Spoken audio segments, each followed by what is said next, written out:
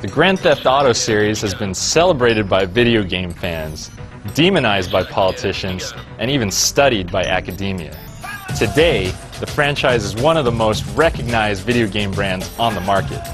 Each of the last 2 games in the Grand Theft Auto series has sold millions, and the newest one, Grand Theft Auto San Andreas, is poised to sell even more.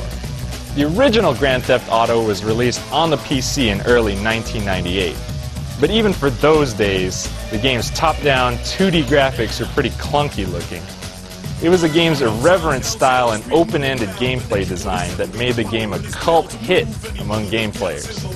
GTA offered 3 different large cities to explore: Liberty City, Vice City, and San Andreas. As you started each level, your character went to a payphone to pick up his first criminal mission. These missions would take you all over the city and varied from simple taxi jobs to assassinations and even car theft rings. A big part of the fun was exploring each city and finding the secret missions to do, or just causing general mayhem while eluding police and using weapons like machine guns, rocket launchers, and flamethrowers. The game eventually found its way onto the original Sony PlayStation, and an expansion pack called London 1969 plus a sequel, GTA 2, eventually were released. These additions to the franchise didn't change the gameplay all that much. It was Grand Theft Auto 3 that revolutionized the franchise, and many would argue, gaming in general. The most obvious difference between GTA 3 and the previous games in the series is the 3D engine, made possible by the PlayStation 2. Instead of having a detached, top-down view of the action, Grand Theft Auto 3 allowed you to explore a fully 3D world from a third-person perspective. This change brought you much closer to the action, giving the game a more personal feel, like you're watching an action movie. The use of celebrity voice actors like Michael Madsen and Kyle MacLachlan also added to the atmosphere. The open-ended gameplay design of the original games remained, allowing you to still explore a huge city, jack cars, shoot random people, and cause mayhem.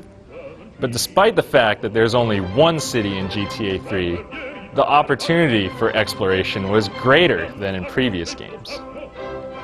Another huge change is that the game designers included a main storyline, taking cues from popular crime films like Goodfellas and Heat. The way the story was integrated gave players a much better sense of purpose to every mission. Every time you delivered a package, knocked off an opposing crime boss, or tailed a snitch, you were helping your family get ahead in the mob wars. Whoa, hold up a sec. What? What?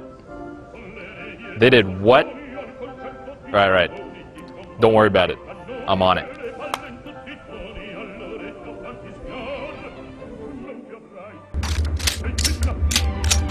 Hi, Bob. Ooh, nice gun. Hey, don't shoot me.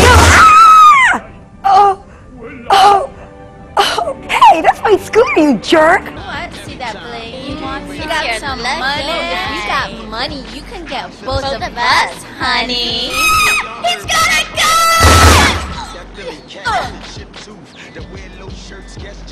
It was the appeal of random violence like this that made Grand Theft Auto 3 such a hit, spawning tons of imitators in the market. But none of these really surpassed Grand Theft Auto until the next GTA in the series, Vice City.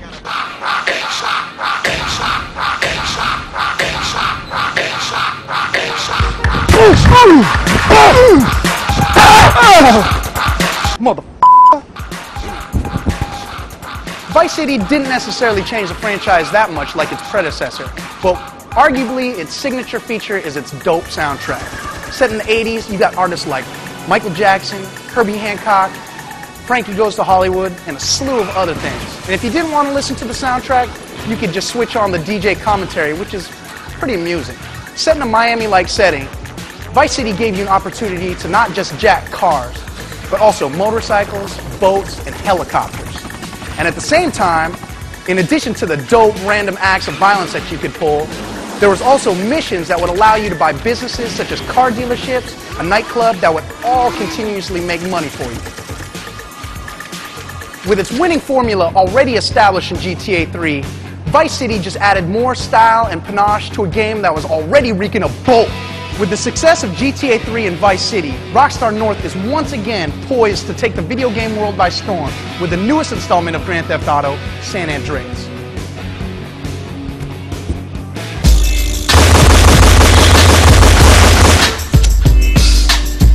Yeah.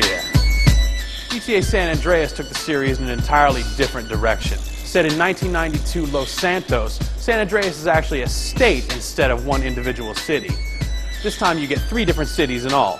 Los Santos is the game's take on Los Angeles, San Fierro is San Francisco, and Las Venturas is Las Vegas. The story of San Andreas is much in the same way of classic gang films like Menace to Society, Boys in the Hood. Basically, you're put in the role of Carl C.J. Johnson. Carl's been living out in Liberty City for 5 years trying to get away from the gangs. But his mother dies, and he has to come home to bury her. That's where he hooks back up with his brother Sweet and his partners Ryder and Big Smoke. Those guys form the Grove Street Families. Now this gang used to be huge all over Los Santos, but since Carl's been gone, they've fallen into disrepair. So it's up to Carl to put the gang back together, find out who killed his mama, and set right what goes wrong. Hold on. Yeah. Nah, yeah, I'll be there. All right, now, 1.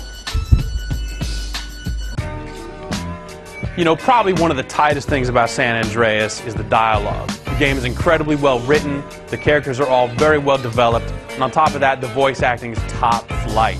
You got people like MC8, you got James Woods, you got the game making a bit appearance, there's just tons of people throughout. All in all, it's a fantastic experience. Who knows where the series is going to go from here, though? It's really anyone's guess. There's a lot of things that they could be doing. But I know what I gotta do. Get me some dinner.